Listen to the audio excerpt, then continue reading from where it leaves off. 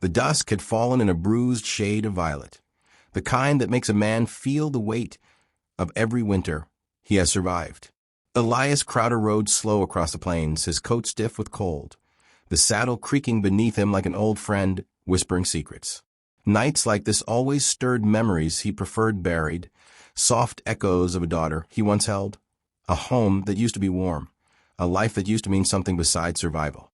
The wind carried a strange sound, thin and trembling, not quite the cry of an animal. Elias stopped his horse. The wind stilled for one heartbeat. Then he heard it again, a whimper, small as a cracked note in a prayer. Near an abandoned wagon slumped half into the snow. He saw her, a little figure curled tight against the wheel, shawl soaked with frost. When she looked up, her eyes were swollen from hours, maybe days of crying. A newborn lay bundled against her chest, wrapped in little more than a cloth too thin for a night like this. The baby's breath puffed weakly, each exhale a fading cloud. Elias felt something in him pause, the way a man pauses when God sets something difficult in front of him. She parted her lips, barely able to shape the words. "Please help us." Her voice cracked in the middle, splitting open a well of shame and fear too deep for her age. Elias dismounted without a word. He crouched beside her, the snow crunching under his knees. Her hands trembled, so violently he could see her knuckles turning white. Her cheeks were cold enough to burn. Her hair stuck to her face in frozen strands. The baby let out a thin cry, more breath than sound. No child should ever sound that tired. Elias hesitated, not out of cruelty, out of fear. Fear of what taking them in meant. Fear of memories he had locked away like forbidden rooms in an abandoned house. This girl, this fragile little thing, reminded him too strongly of the daughter he could not save. He swallowed hard, tasting old grief. But instinct overruled hesitation. There was no choice here, not one a decent man could live with after. He lifted the girl, light as a sack of feathers, and helped her onto his horse. He cradled the baby against his own chest to warm him. With reins gathered and jaw tight, Elias rode toward his ranch, the cold cutting his cheeks as if winter disapproved of mercy. By morning, Marin had barely regained strength enough to walk. Elias brought her into town to buy blankets, milk, and whatever else she and the baby needed to stay alive. The moment they stepped onto the boardwalk, whispers began fluttering like startled birds. Miss Temperance Blythe gasped so loudly it echoed. Her needle-thin voice carried across the street. "Did you see that? Elias Crowder bringing home a girl with a newborn? Lord have mercy." People turned, stared, judged. Elias felt Marin shrink beside him, her shoulders folding inward as though she wished she could disappear under the floorboards. Sheriff Dalton Pike leaned against his office railing, suspicion settling in his eyes like dust. "Crowder," he called, "you got something to explain?" His tone held a warning. Elias didn't flinch. He didn't owe anyone an explanation for doing what was right. He bought the supplies, kept Marin close, and guided her back to the wagon. Back at the ranch, Marin broke. Tears streamed freely now that no one was watching. She apologized over and over, voice shaking as she tried to steady her newborn. She told him between sobs that she had run from a stepfather who tried to sell her off like cattle. She hadn't meant to be trouble. She didn't want to be a burden. Elias stood still, listening in the quiet way he had learned as a cowboy, a man trained to hear the truth between words. He did not offer pity. Pity can bruise pride. Instead, he offered presence, a warm fire, a blanket, a cup of water, the simple acts that tell a soul it is still worth saving. Slowly, the fear in her eyes softened, though it never fully left. Later, the baby's breathing grew shallow, and panic clawed at Marin's throat. Elias wet a cloth, pressed it gently to the tiny feverish forehead, and sat awake through the long night. The lantern cast a soft gold glow across him, and Marin watched from the bed, half in disbelief. This quiet, weather-beaten cowboy, this man who barely spoke, held her child with more care than her own blood ever had. Something unspoken shifted between them then. Not romance, not yet, but recognition. Two lost souls learning each other's language without words. By sunrise, the baby's fever began to break, but peace didn't last. Sheriff Pike showed up at the ranch after hearing more gossip than the town could swallow.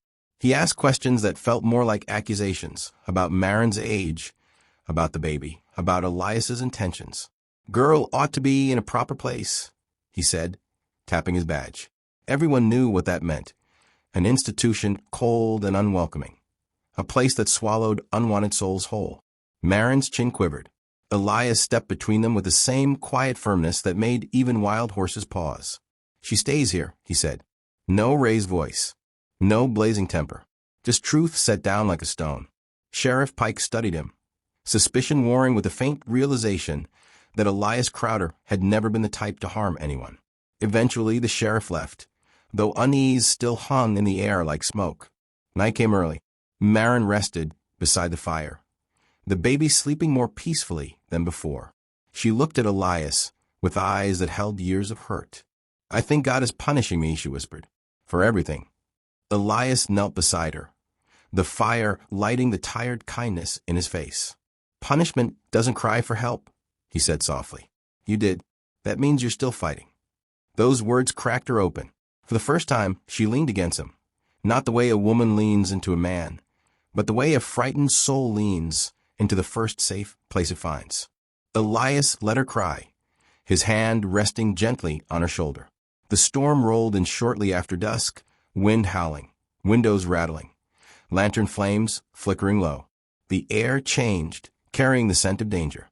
Elias stepped onto the porch, hand hovering near his revolver, not touching it yet. He didn't want violence. He only wanted peace. But peace wasn't what the night brought. A man staggered out of the darkness. Broad shoulders, whiskey-stained breath, fury carved into every line of his face. Marin's stepfather. He roared her name like a curse. She froze at the doorway, the baby clutched tight. Elias moved in front of her without hesitation.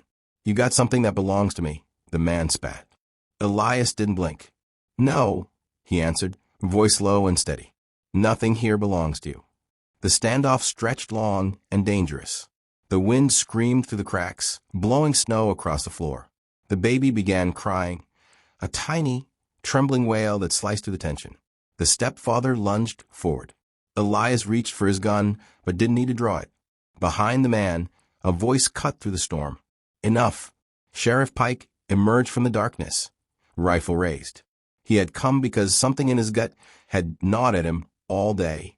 For once, he chose justice over gossip. The stepfather was arrested, cursing the whole way to town. When the door finally closed, Marin collapsed against Elias, shaking so hard he thought her bones would crack. He wrapped one arm around her fragile frame, the other supporting the newborn. Snow drifted quietly at their feet, as though the world itself exhaled relief. Morning came soft and gentle. The storm's frost melted under a pale sun. Marin rocked her baby on the porch, face warmed by the first sunrise she had ever watched without fear. Jonah Briggs, the elderly ranch hand, had carved a cradle overnight, a simple wooden thing polished smooth with care. Elias set it beside her without ceremony. She touched the rail, tears forming. But these tears were different, lighter, made of hope instead of hurt. Elias didn't make promises. He didn't declare anything. He simply stacked firewood a little higher, set breakfast on the table, and spoke the baby's name with a warmth that wrapped around her like a blanket. Marin looked at him and smiled, small, shy, but full of belonging. A slow-burn connection, born not from grand gestures but from quiet acts of grace, blossomed gently between them. And if you were sitting there on that porch beside them, watching the frost melt from the world, you'd understand something important, that broken people aren't meant to be thrown away. Sometimes all it takes is one trembling voice saying, "Please help us," and one weary soul willing to listen, to change not just one life, but two. And maybe if you look closely enough at your own story, you'll realize there's still time to choose tenderness over judgment and mercy over fear.